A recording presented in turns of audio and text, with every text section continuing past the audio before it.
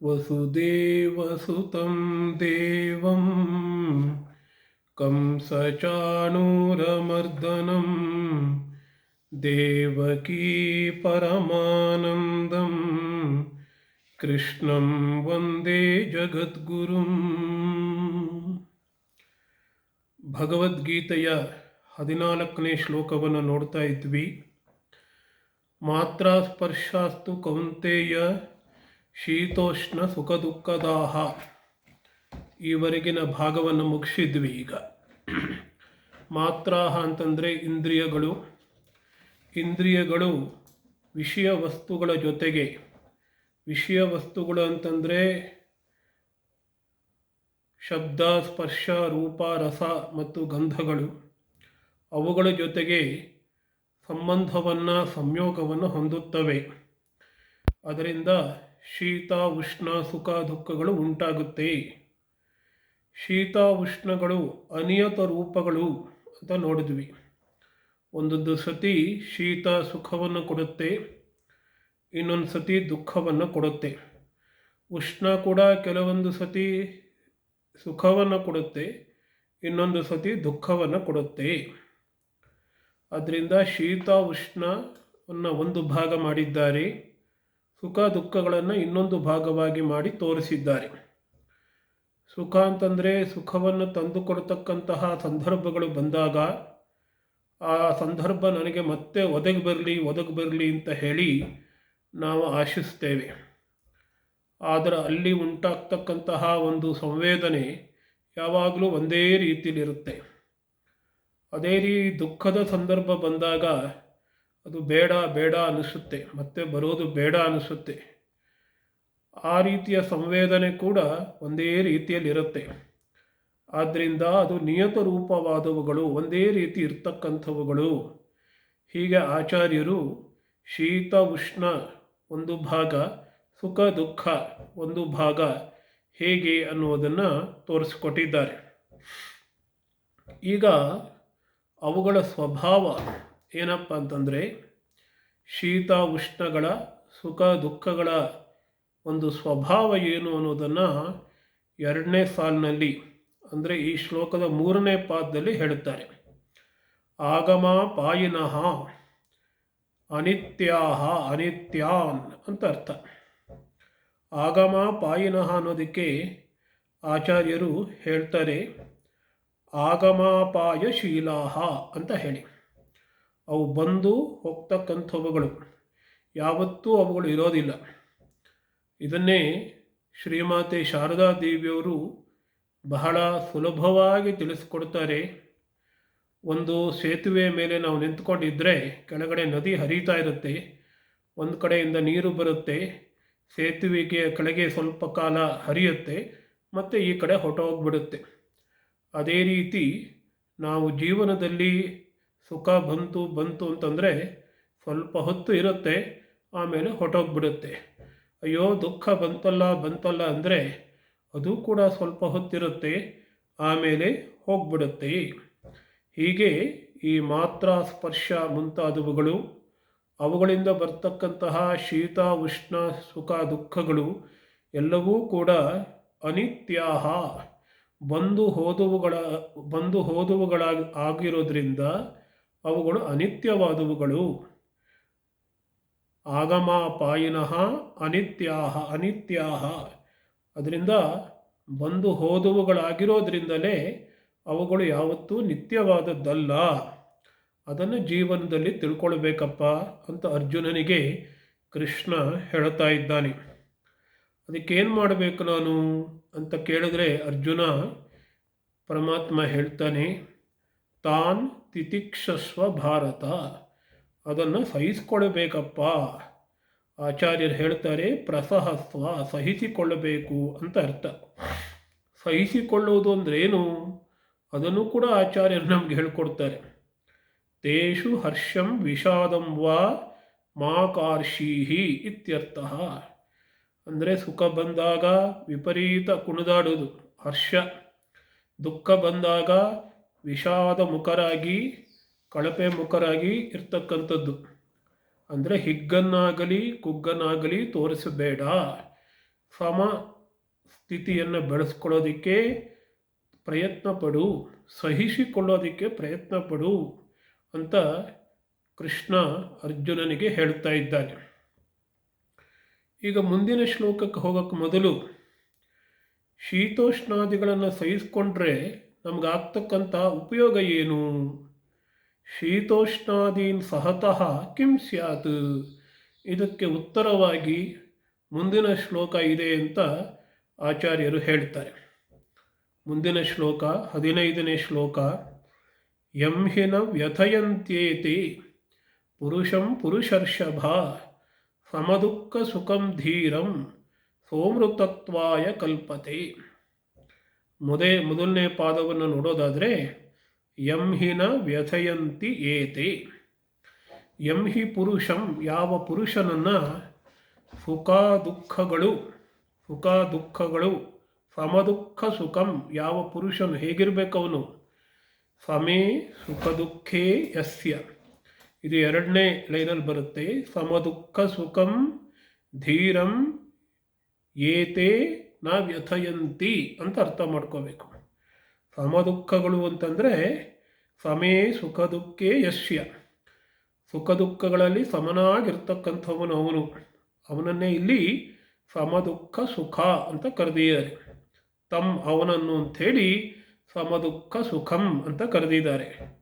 ಅಂದರೆ ಏನಪ್ಪ ಅವನ ಲಕ್ಷಣ, ಸ್ವಭಾವ ಅಂತ ಹೇಳಿದ್ರೆ, ಸುಖ ದುಃಖ ಪ್ರಾಪ್ತೌ ಹರ್ಷ ವಿಷಾದರಹಿತಂ ಧೀರಂ ಅಂತ ಹೇಳಿಬಿಟ್ರು. ಅಂದರೆ ಸುಖ ಪ್ರಾಪ್ತೌ ಹರ್ಷರಹಿತಂ, ದುಃಖ ಪ್ರಾಪ್ತೌ ವಿಷಾದರಹಿತಂ ಅಂತ ಅರ್ಥ ಮಾಡ್ಕೋಬೇಕು. ಸುಖ ಬಂದಾಗ ಹಿಗ್ಗುವಂಥದ್ದು ಇಲ್ಲ ಅವನಲ್ಲಿ, ಅದೇ ರೀತಿ ದುಃಖ ಬಂದಾಗ ಅವನು ಕುಗ್ಗುವುದೂ ಇಲ್ಲ. ಅಂಥವನನ್ನೇ ಕೃಷ್ಣ ಧೀರ ಅಂತ ಕರೀತಾ ಇದ್ದಾರೆ. ಧೀರ ಅಂದರೆ ಧೀಮಂತಂ ಅಂತ ಆಚಾರ್ಯರು ಹೇಳ್ತಾರೆ. ಬಹಳ ಬುದ್ಧಿವಂತ ಅವನು, ನಿಜವಾಗಿ ವಿವೇಕವನ್ನು ಉಳ್ಳವನು ಅಂತ ಅರ್ಥ. ಅವನು ನ ವ್ಯಥಯಂತಿ, ಅವನನ್ನು ವ್ಯಥೆಗೊಳಿಸುವುದಿಲ್ಲ. ಯಾವುದು ವ್ಯಥೆಗೊಳಿಸುವುದಿಲ್ಲ? ಈ ಸುಖ ದುಃಖಗಳು ವ್ಯಥೆಗೊಳಿಸುವುದಿಲ್ಲ ಅಂತರ್ಥ. ಯಾರು ಸುಖ ದುಃಖಗಳು ಬಂದಾಗ ಅದನ್ನು ಸಮಾನವಾಗಿ ಸ್ವೀಕರಿಸಿ ಸುಖದಲ್ಲಿ ಹಿಗ್ಗುವುದಿಲ್ಲವೋ ದುಃಖದಲ್ಲಿ ಕುಗ್ಗುವುದಿಲ್ಲವೋ ಅಂತಹ ಧೀಮಂತನನ್ನು ಸುಖ ದುಃಖಗಳು ಕುಗ್ಗಿಸುವುದಿಲ್ಲ ಅಂತರ್ಥ. ನ ಚಾಲಯಂತಿ ಅಂತರ್ಥ. ಇದಕ್ಕೇನಪ್ಪ ಕಾರಣ ಅಂತ ಹೇಳಿದ್ರೆ, ನಿತ್ಯಾತ್ಮ ದರ್ಶನಾತ್, ಅವನು ಯಾವಾಗಲೂ ಕೂಡ ನಿತ್ಯವಾಗಿರ್ತಕ್ಕಂತಹ ಒಂದು ತತ್ವ ಇದೆಯಂತೆ, ಪರಮಾತ್ಮ ತತ್ವ ಅದು. ಆತ್ಮ ಅದನ್ನು ನೋಡ್ತಾ ಇರ್ತಾನಂತೆ, ಅದರ ಅನುಭವವನ್ನು ಪಡ್ಕೊಳ್ತಾ ಇರ್ತಾನಂತೆ. ಆದ್ದರಿಂದ ಏತೆ ಯಥೋಕ್ತಾಹ ಶೀತೋಷ್ಣಾದಯ, ಈಗಾಗಲೇ ಹೇಳಿದಂತಹ ಶೀತವಾಗಲಿ ಉಷ್ಣವಾಗಲಿ ಸುಖವಾಗಲಿ ದುಃಖವಾಗಲಿ ಅವನನ್ನು ಅಲುಗಾಡಿಸೋದಿಲ್ಲ ಅಂತ ಅರ್ಥ. ಹೀಗೆ ಯಂ ಹೀನ ವ್ಯಥಯಂತೇತೆ ಪುರುಷಂ ಪುರುಷರ್ಷಭ ಅಂದರೆ ಅರ್ಜುನನನ್ನು ಕರೆದಿತ್ತು. ನೀನು ಪುರುಷರಲ್ಲಿ ಋಷಭ ನೀನು ಅಂತ ಹೇಳಿ, ಪುರುಷ ಶ್ರೇಷ್ಠ ನೀನು ಅಂತ ಹೇಳಿ. ಸಮದುಃಖ ಸುಖಂ ಧೀರಂ ಅನ್ನೋದನ್ನು ಈಗಾಗಲೇ ನಾವು ವಿವರಿಸಿದ್ದೇವೆ. ಅಂಥವನಿಗೆ ಏನು ಫಲ? ಸುಖ ದುಃಖಗಳಲ್ಲಿ ಸಮನಾಗಿ ಆತ್ಮತತ್ವವನ್ನೇ ಅನುಭವಿಸಿಕೊಂಡು ಇರ್ತಕ್ಕಂಥವನಿಗೆ ಏನಪ್ಪ ಫಲ ಅಂತ ಹೇಳಿದ್ರೆ, ಅಂತಹ ದ್ವಂದ್ವ ಸಹಿಷ್ಣು, ದ್ವಂದ್ವ ಅಂದರೆ ಮುಂದೆ ಬರುತ್ತೆ, ಸುಖ ದುಃಖ ಶೀತ ಉಷ್ಣ ಗೆಲುವು ಸೋಲು ಇವುಗಳೆಲ್ಲ ದ್ವಂದ್ವಗಳು. ಈ ದ್ವಂದ್ವಗಳನ್ನು ಸಹಿಸಿಕೊಂಡಿರ್ತಕ್ಕಂಥವನು ಏನಾಗ್ತಾನೆ ಅಂದರೆ ಅಮೃತತ್ವಾಯ ಕಲ್ಪತೆ, ಸಹ ಅಂಥವನು ಅಮೃತತ್ವಕ್ಕೆ ಯೋಗ್ಯನಾಗ್ತಾನೆ, ತಕ್ಕವನಾಗ್ತಾನೆ. ಆಚಾರ್ಯರು ಹೇಳ್ತಾರೆ, ಅಮೃತ ಭಾವಾಯ ಮೋಕ್ಷಾಯ, ಅಮೃತದ ಭಾವಕ್ಕೆ, ಅಮೃತದ ಸ್ಥಿತಿಗೆ, ಮರಣಾತೀತವಾಗಿರ್ತಕ್ಕಂತಹ ಸ್ಥಿತಿಗೆ ಅವನು ಯೋಗ್ಯನಾಗ್ತಾನೆ. ಕಲ್ಪತೆ ಅಂದರೆ ಸಮರ್ಥ ಭವತಿ, ಅವನು ಸಮರ್ಥನಾಗ್ತಾನೆ ಅಂತ ಹೇಳ್ತಾರೆ. ಈಗ ಮುಂದಿನ ಒಂದು ಪ್ರಶ್ನೆಯನ್ನು ಎತ್ತುತ್ತಾ ಇದ್ದಾರೆ. ಈ ಶೋಕ ಮೋಹಗಳನ್ನು ಕಡಿಮೆ ಮಾಡಿಕೊಳ್ಳೋದಕ್ಕೆ ಒಂದು ಉಪಾಯವನ್ನು ಈಗ ಸೂಚಿಸಿಯಾಯಿತು. ಏನದು? ಸಹಿಸಿಕೊಳ್ಳಬೇಕಪ್ಪ, ಸಹಿಸಿಕೊಳ್ಳಬೇಕು.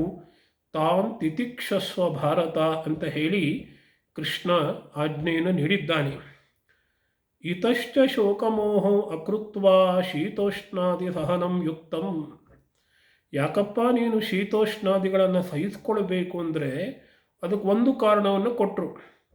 ಅದರಿಂದ ಅಮೃತತ್ವಾಯ ಕಲ್ಪತೆ, ನಿನಗೆ ಅಮೃತತ್ವವೇ ಸಿಗುತ್ತೆ ಅಪ್ಪ. ನೀನು ಸಹಿಸಿಕೊಳ್ಳುವುದಾದರೆ, ಯಾವತ್ತೂ ಸಮಭಾವವನ್ನು ಬೆಳೆಸಿಕೊಳ್ಳುವುದಾದರೆ ನಿನಗೆ ಮೋಕ್ಷವೇ ಸಿಕ್ಕಿಬಿಡುತ್ತೆ ಅನ್ನುವಂತಹ ಆಶ್ವಾಸನೆಯನ್ನು ಕೃಷ್ಣ ನೀಡಿದ. ಯಾಕೆ ಸಹಿಸಿಕೊಳ್ಳಬೇಕು ಅನ್ನೋದಕ್ಕೆ ಇನ್ನೊಂದು ಕಾರಣವನ್ನು ಕೂಡ ಕೃಷ್ಣ ಕೊಡ್ತಾ ಇದ್ದಾನೆ ಅಂತ ಶಂಕರಾಚಾರ್ಯರು ವಿವರಿಸ್ತಾ ಇದ್ದಾರೆ. ಯಾವುದಪ್ಪ ಕಾರಣ ಅಂತಂದರೆ ಅದು it is more philosophical in nature, ತಾತ್ವಿಕವಾಗಿರ್ತಕ್ಕಂತಹ ಕಾರಣ. ಸಾಮಾನ್ಯ ದೃಷ್ಟಿಯಿಂದ ಮೋಕ್ಷ ಸಿಗುತ್ತೆ ಅನ್ನುವಂಥದ್ದು ಒಂದು ಕಾರಣ, ತಾತ್ವಿಕವಾದ ಒಂದು ಕಾರಣವನ್ನು ಕೃಷ್ಣ ಕೊಡ್ತಾ ಇದ್ದಾನೆ ಅಂತ ಹೇಳಿ ಆಚಾರ್ಯರು ಹೇಳ್ತಾರೆ.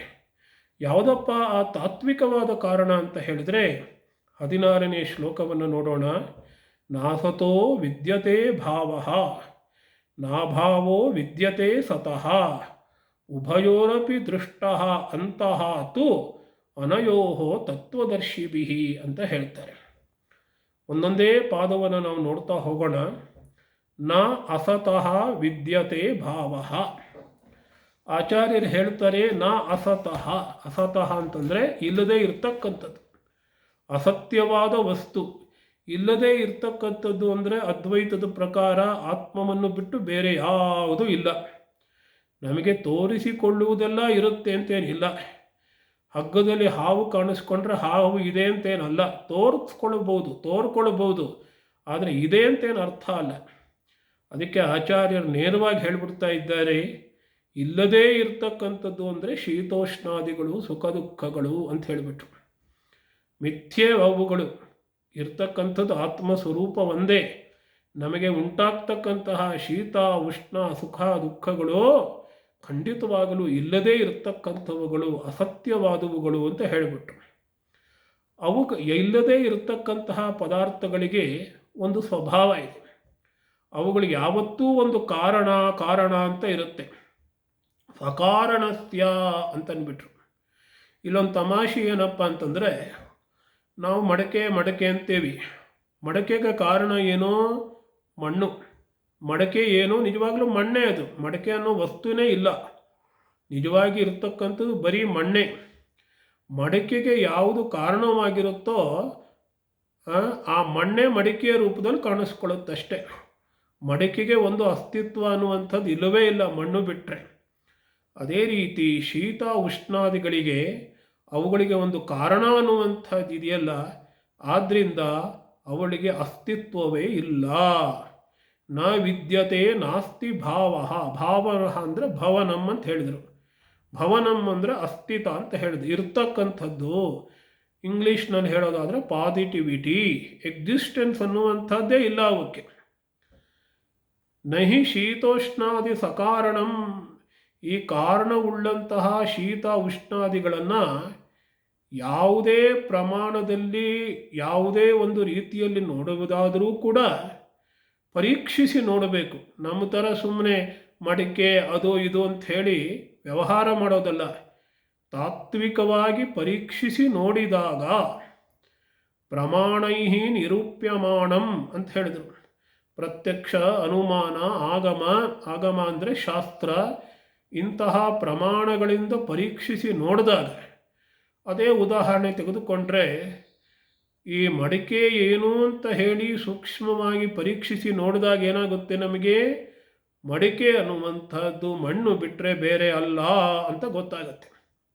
ಅಂದರೆ ಮಡಿಕೆ ಅನ್ನುವಂತಹ ವಸ್ತು ಇಲ್ಲವೇ ಇಲ್ಲ, ಅದು ಮಣ್ಣಿನದೇ ಬೇರೆ ನಾಮ, ಬೇರೆ ರೂಪ ಅಷ್ಟೆ. ಅದರಿಂದ ಈ ಶೀತೋಷ್ಣಾದಿಗಳನ್ನು ನಾವು ಪ್ರಮಾಣಗಳಿಂದ ಪರೀಕ್ಷಿಸಿ ನೋಡಿದಾಗ ಅವುಗಳು ಅಸದ್ವಸ್ತುಗಳು, ಇಲ್ಲದೇ ಇರತಕ್ಕಂಥವುಗಳಾಗ್ಬಿಡುತ್ತೆ.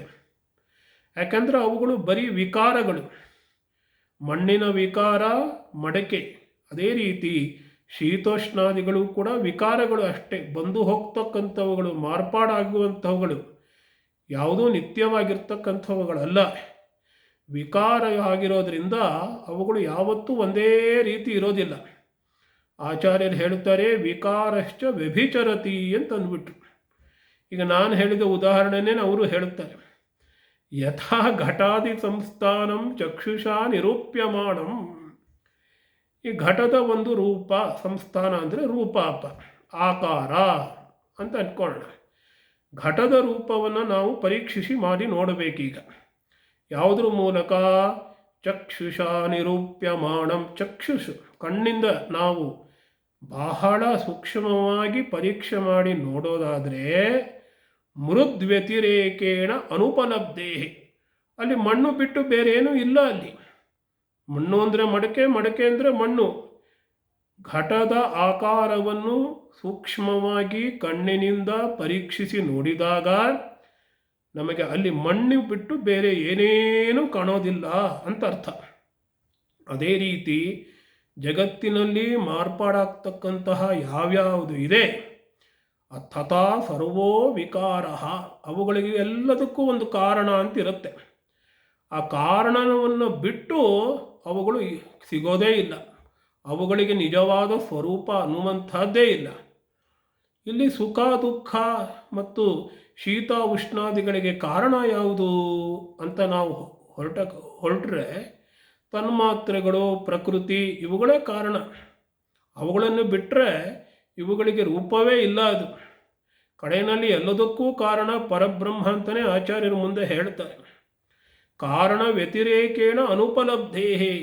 ಯಾವುದೇ ಪದಾರ್ಥ ವಿಕಾರಗೊಳ್ತಕ್ಕಂಥದ್ದು ಯಾವುದೋ ಒಂದು ಕಾರಣದಿಂದ ಬಂದಿದೆ.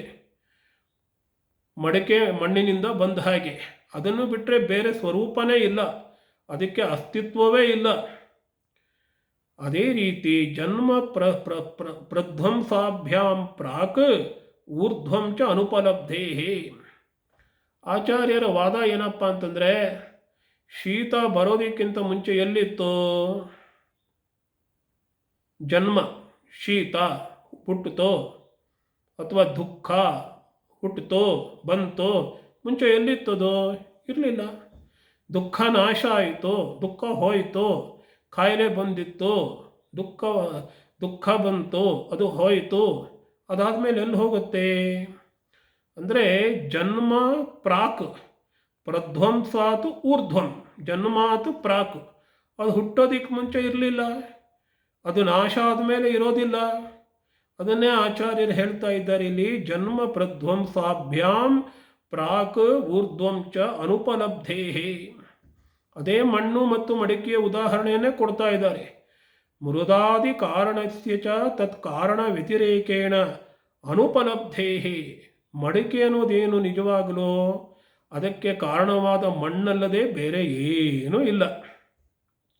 ಹಾಗಾದರೆ ಮಣ್ಣೇ ಕಾರಣನಾ? ಮಣ್ಣೇ ಅಲ್ಟಿಮೇಟಾ ಅಂತಂದ್ರೆ ಅದಲ್ಲ.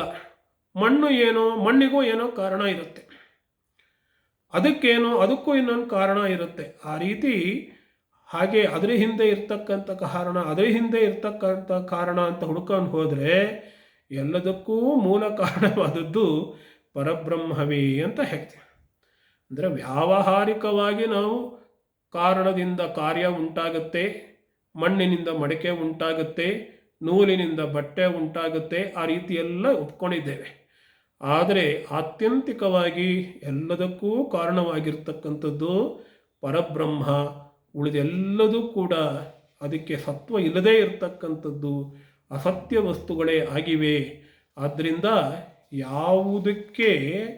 ಯಾವುದು ಅಸದ್ವಸ್ತುವೋ ಅದಕ್ಕೆ ಅದು ಸದ್ವಸ್ತುವಾಗೋದಕ್ಕೆ ಕಾರಣದೇ ಇಲ್ಲ. ನ ಅಸತಃ ವಿದ್ಯತೆ ಭಾವ. ಅದಕ್ಕೆ ಎಕ್ಸಿಸ್ಟೆನ್ಸ್, ಇರುವಿಕೆ ಅನ್ನೋದು ಇರೋದೇ ಇಲ್ಲ. ಅಸದ್ವಸ್ತುವಿಗೆ ಇರುವಿಕೆ ಅನ್ನುವಂಥದ್ದು ಇರೋದೇ ಇಲ್ಲ. ಅದನ್ನು ಸುಲಭವಾಗಿ ನಾವು ಹಗ್ಗ ಹಾವುಗಳ ಉದಾಹರಣೆ ನೋಡ್ಬೋದು. ಹಗ್ಗದಲ್ಲಿ ಹಾವು ಕಾಣಿಸ್ಕೋತಾ ಇದ್ದರೂ ಕೂಡ ಹಾವಿಗೆ ಇರುವಿಕೆ ಅನ್ನುವಂಥದ್ದಿಲ್ಲ. ಕಾಣಿಸ್ತಾ ಇದೆಯಲ್ಲ, ಇರುವಿಕೆ ಇಲ್ಲ, ನಿಜವಾಗಲೂ ಕೂಡ ಅದು ಹಗ್ಗವೇ.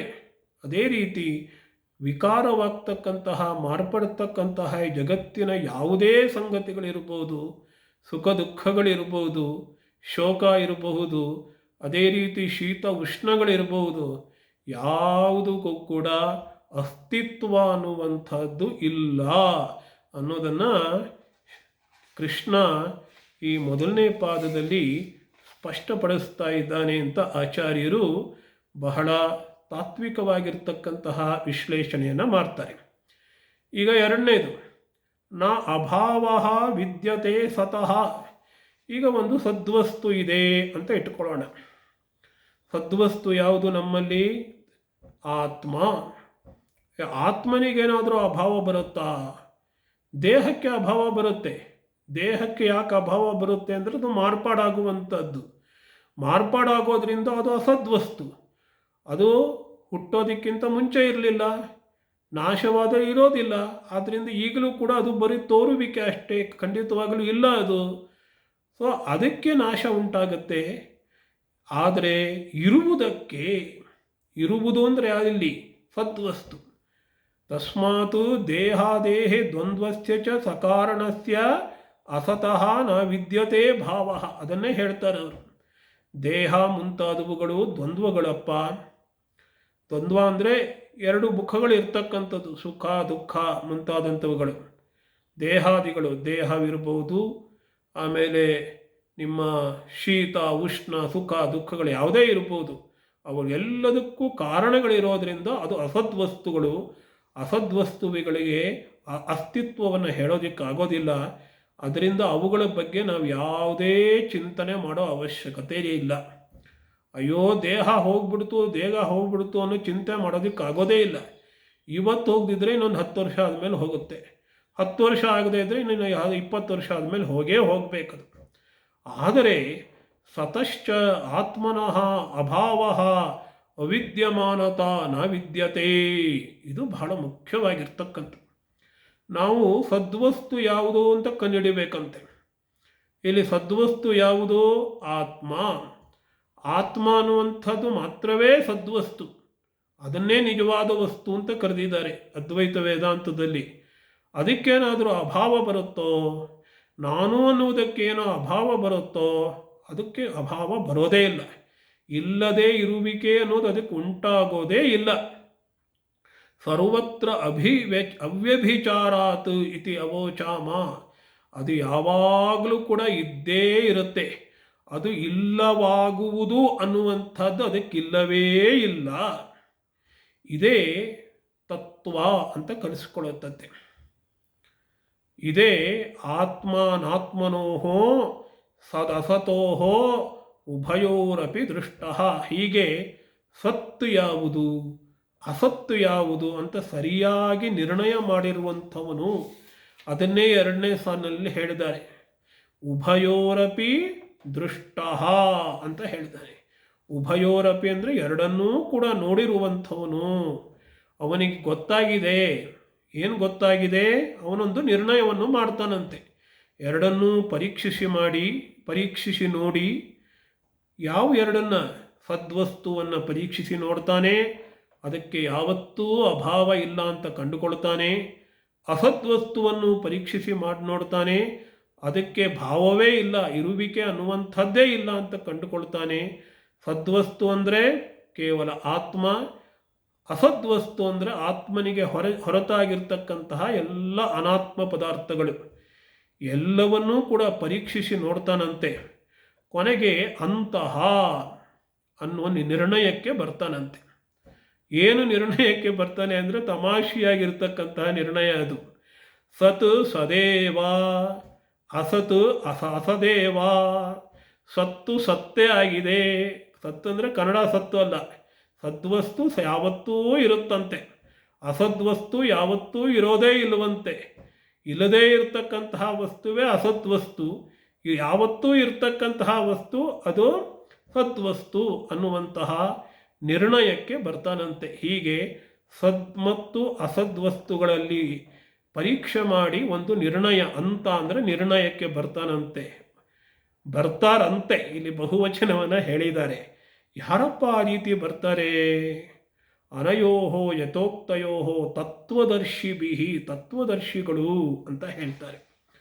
ಈಗ ಆ ಶ್ಲೋಕವನ್ನು ಮತ್ತೆ ನೋಡೋದಾದರೆ, ಉಭಯೋರಪಿ ದೃಷ್ಟ ಅಂತಹ ತು ಅನಯೋಹೋ, ಅನಯೋಹೋ ಅಂದರೆ ಮತ್ತು ಸತ್ತು ಮತ್ತು ಅಸತ್ ವಸ್ತುಗಳ ನಡುವೆ ಆ ಪರೀಕ್ಷೆ ಮಾಡಿ ನೋಡಿ ಒಂದು ನಿರ್ಣಯಕ್ಕೆ ಬರ್ತಾರಂತೆ. ಯಾರು ಬರ್ತಾರೆ?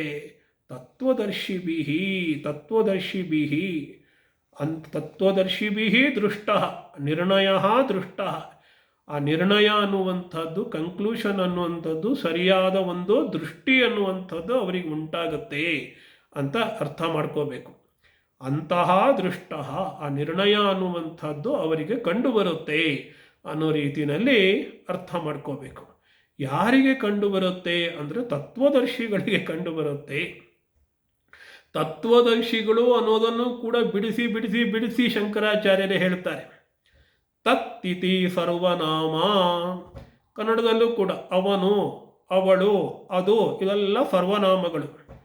ಸರ್ವಂಚ ಬ್ರಹ್ಮ, ಎಲ್ಲವೂ ಆಗಿರ್ತಕ್ಕಂಥ, ಎಲ್ಲವನ್ನೂ ಹೇಳ್ತಕ್ಕಂಥದ್ದು ತತ್ತು. ಎಲ್ಲವನ್ನೂ ಹೇಳುವಂಥದ್ದು, ಎಲ್ಲವೂ ಆಗಿರ್ತಕ್ಕಂಥದ್ದು ಯಾವುದು? ಬ್ರಹ್ಮ. ಬ್ರಹ್ಮವೇ ಎಲ್ಲವೂ ಆಗಿರ್ತಕ್ಕಂಥದ್ದು. ಆ ಬ್ರಹ್ಮದ ಸರ್ವವೂ ಬ್ರಹ್ಮವಾಗಿರೋದ್ರಿಂದ ಅದಕ್ಕೆ ಬ್ರಹ್ಮಕ್ಕೆ ಏನಂತ ಕರಿತೀವಿ? ತತ್ ಅಂತ ಕರೀತೇವೆ. ನಾವು ಉಪಯೋಗಿಸ್ತಕ್ಕಂಥ ಸರ್ವನಾಮಗಳು ಆ ವಸ್ತುವನ್ನು ಮಾತ್ರ ಹೇಳುತ್ತೆ. ಆದರೆ ಇಲ್ಲಿ ಆ ತತ್ ಅನ್ನುವಂಥದ್ದು ಎಲ್ಲವೂ ಆಗಿರ್ತಕ್ಕಂತಹ ಪರಬ್ರಹ್ಮವನ್ನೇ ಹೇಳುತ್ತೆ.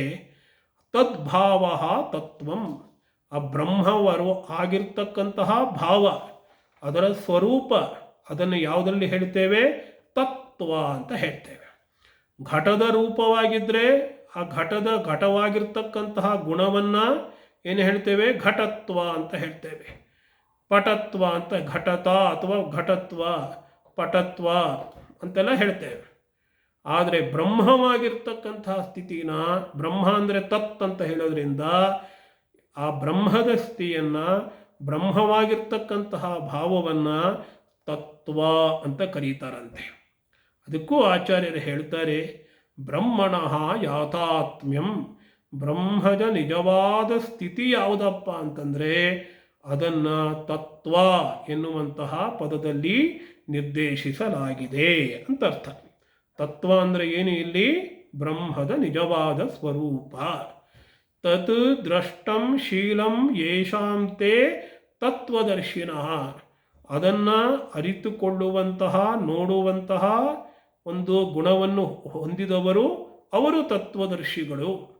ಬ್ರಹ್ಮವನ್ನು ಸಾಕ್ಷಾತ್ಕರಿಸಿಕೊಂಡು ಬ್ರಹ್ಮಸ್ವರೂಪದ ನಿಜವಾದ ದರ್ಶನವನ್ನು ಪಡೆದುಕೊಳ್ಳುವಂತಹ ಯೋಗ್ಯತೆ ಉಳ್ಳವರು ಅವರು ತತ್ವದರ್ಶಿಗಳು ಅಂತ ಅರ್ಥ.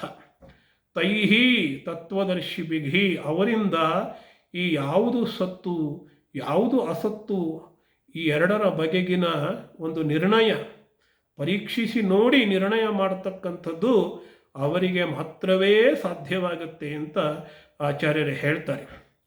ಹಾಗಾದರೆ ಅವು ತತ್ವದರ್ಶಿಗಳಿಗೆ ಸಾಧ್ಯ, ನನಗೆ ಹೇಗೆ ಸಾಧ್ಯ ಅಂದರೆ ನೀನು ತತ್ವದರ್ಶಿ ಆಗಬೇಕು ಅನ್ನುವಂತಹ ಸೂಚನೆ ಇದೆ ಅಂತ ಆಚಾರ್ಯರು ಹೇಳ್ತಾರೆ ಇಲ್ಲಿ. ತ್ವಮಪಿ ತತ್ವದರ್ಶಿನಾಂ ದೃಷ್ಟಿಂ ಆಶ್ರಿತ್ಯ, ನೀನು ಕೂಡ ತತ್ವದರ್ಶಿಗಳ ಹಾಗೆ ದೃಷ್ಟಿಯನ್ನು ಪಡ್ಕೊಳ್ಬೇಕಪ್ಪ. ಆ ತತ್ವದರ್ಶಿಗಳಿಗೆ ಯಾವ ಪಾರಮಾರ್ಥಿಕ ದೃಷ್ಟಿ ಇದೆಯೋ ಆ ದೃಷ್ಟಿಯನ್ನು ನೀನೂ ಆಶ್ರಯಿಸಿಕೊಳ್ಳಬೇಕು. ಆಗ ಮಾತ್ರ ನಿನ್ನನ್ನು ಕವಿದಿರ್ತಕ್ಕಂತಹ ಶೋಕಮೋಹಗಳು ನಾಶವಾಗುತ್ತವೆ, ಅದನ್ನು ನೀನು ಬಿಡೋದಿಕ್ಕೆ ಸಾಧ್ಯವಾಗುತ್ತೆ. ಸಂಸ್ಕೃತದಲ್ಲಿ ಹೇಳೋದಾದರೆ ತ್ವಮಪಿ ತತ್ವದರ್ಶಿನಾಂ ದೃಷ್ಟಿಂ ಆಶ್ರಿತ್ಯ ಶೋಕಂ ಮೋಹಂ ಚ ಹಿತ್ವಾ ಅಂತ ಹೇಳ್ತಾರೆ. ಶೋಕ ಮೋಹಗಳನ್ನು ಬಿಟ್ಟು ಅದೇ ರೀತಿ ಇನ್ನೇನೇನು ಮಾಡಬೇಕು? ಶೀತೋಷ್ಣಾದಿ ನಿಯತ ಅನಿಯತ ರೂಪಾಣಿ ದ್ವಂದ್ವಾನಿ. ಶೀತೋಷ್ಣಾದಿಗಳೇನೋ ಅನಿಯತ ರೂಪಗಳು, ಆಗಲೇ ನೋಡಿದ್ವಿ. ಒಂದೇ ರೀತಿಯ ಸಂವೇದನೆಯನ್ನು ಉಂಟು ಮಾಡಲ್ಲ ಅವು. ಒಂದೊಂದು ಸತಿ ಸುಖವನ್ನು, ಇನ್ನೊಂದು ಸತಿ ದುಃಖವನ್ನು ಉಂಟು ಮಾಡುತ್ತೆ. ಸುಖ ದುಃಖಗಳು ಎಲ್ಲ ಕಾಲದಲ್ಲಿ ಒಂದೇ ರೀತಿಯ ಸಂವೇದನೆಯನ್ನು ಉಂಟು ಮಾಡುತ್ತೆ. ಇಂತಹ ದ್ವಂದ್ವಗಳ ವಿಷಯದಲ್ಲಿ ನೀನೊಂದು ಮನಸ್ಸಿನಲ್ಲಿ ನಿಶ್ಚಯ ಭಾವವನ್ನು ತಾಳಬೇಕಂತೆ. ಯಾವ ರೀತಿಯ ನಿಶ್ಚಯ ಭಾವವನ್ನು ತಾಳಬೇಕು, ತತ್ವದರ್ಶಿಯಾದಾಗ ಯಾವ ರೀತಿಯ ನಿಶ್ಚಯ ಭಾವ ನಿನಗೆ ಬರುತ್ತೆ ಅದನ್ನೂ ಕೂಡ ಆಚಾರ್ಯರು ಅರ್ಜುನನಿಗೆ ಕೃಷ್ಣ ಹೇಳಿದ್ದನ್ನು ಆಚಾರ್ಯರು ವಿವರಿಸ್ತಾರೆ. ವಿಕಾರ ಅಯಂ ಅಸನ್ನೇವ. ನೋಡಪ್ಪ, ಈ ಸುಖ ದುಃಖಗಳಾಗಲಿ ಶೀತ ಉಷ್ಣಗಳಾಗಲಿ ವಿಕಾರಗಳು ಮಾರ್ಪಾಡು ಆಗ್ತಕ್ಕಂಥವುಗಳು. ಸುಖ ಯಾವಾಗಲೂ ಒಂದೇ ಥರ ಇರಲ್ಲ, ದುಃಖವಾಗಿ ಪರಿಣಮಿಸುತ್ತೆ. ಶೀತ ಒಂದು ಕಡೆ ಶೀತವಾಗಿರುತ್ತೆ, ಇನ್ನೊಂದು ಕಡೆ ಉಷ್ಣವಾಗಿರುತ್ತೆ.